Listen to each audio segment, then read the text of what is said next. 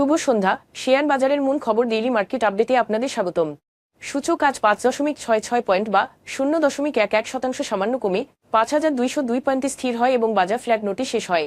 বাজারে লেনদেনের পরিমাণ ছিল 497 কোটি টাকা, যা আগের দিনের তুলনায় 3.03% বেশি। ওষুধ ও রসায়ন খাত থেকে বেক্সিমকো ফার্মাসিউটিক্যালস এবং এসিআই লিমিটেড, শিল্প খাত থেকে জিপিএইচ ইস্পাত এবং সামিট অ্যালায়েন্স পোর্ট, বিদ্যুৎ ও জ্বালানি খাত থেকে সামিট পাওয়ার এবং এনার্জি ব্যাক পাওয়ার জেনারেশন আজ সূচকে বৃদ্ধিতে মূল ভূমিকা রাখে।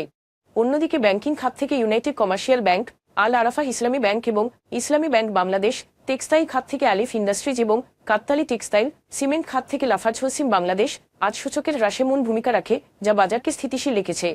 খাতভিত্তিক লাভ লোকসানের হিসেব অনুযায়ী এনবিএফআই খাতে আজ সর্বোচ্চ 2.88% এবং আইটি খাত থেকে দ্বিতীয় সর্বোচ্চ 1.09% মূল্য বৃদ্ধি পায়।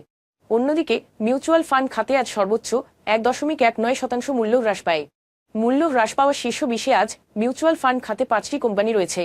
প্রোগ্রেসিভ লাইফ ইন্স্যুরেন্স, পদ্মা ইসলামী লাইফ ইন্স্যুরেন্স এবং মিরাজ ফাইন্যান্সিং আজ সর্বোচ্চ লাভ করেছে। ABL first mutual, United commercial bank এবং শার্প ইন্ডাস্ট্রিজ আজ সর্বোচ্চ মূল্য হারায়।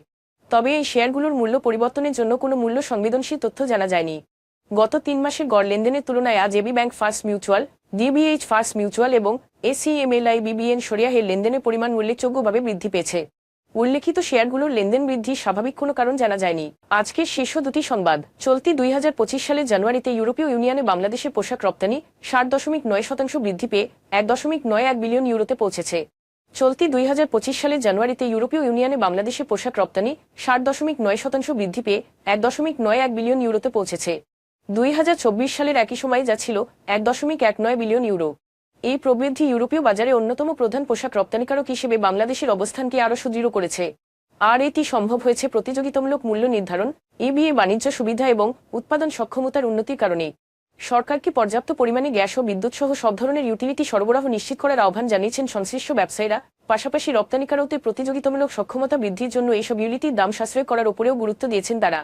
অর্থনৈতিক মন্দা এবং ক্রমাগত মুদ্রাস্ফীতির মধ্যে অনেক সংস্থা ঋণ পরিশোধ করতে হিমশিম খাওয়ার কারণে বাংলাদেশের ব্যাংক বহির্ভূত আর্থিক প্রতিষ্ঠানগুলি এনবিএফআই ঋণ পুনরুদ্ধারে জটিলতায় পড়েছে।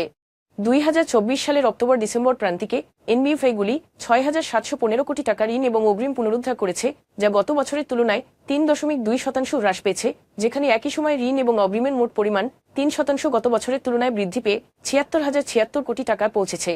আজ এ পর্যন্তই। আগামীকাল আবার আসবো শেয়ার বাজারের নানা আপডেট নিয়ে। ধন্যবাদ।